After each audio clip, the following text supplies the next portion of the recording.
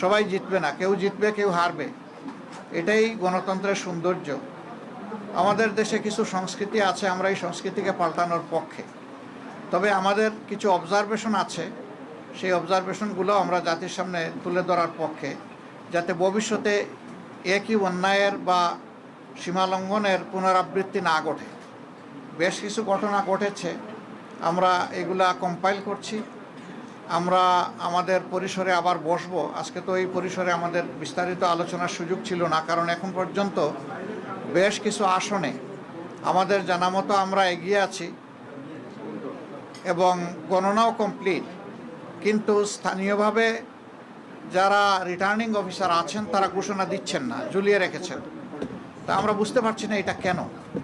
মাঝখানে আবার ওয়েবসাইটে হঠাৎ করে দেখা গেল যে কে কতটা আসন পেয়েছে সেইটা দেওয়া হলো, মাঝখান থেকে উদাও হয়ে গেল, আবার নাই।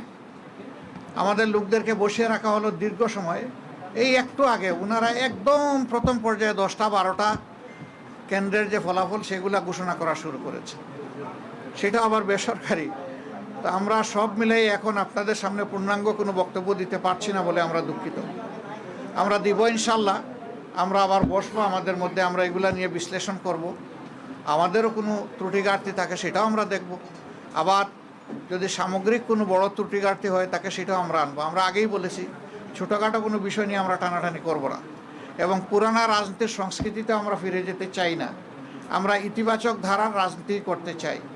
রাজনীতি যদি দেশের মানুষের জন্য হয়, তাহলে যারা রাজনীতি করবেন তাদেরকে এই কথা মেনে নিতে হবে যে পাশ করার গ্যারান্টি নিয়ে কোনো নির্বাচনও হয় না, কোনো রাজনীতি হয় না।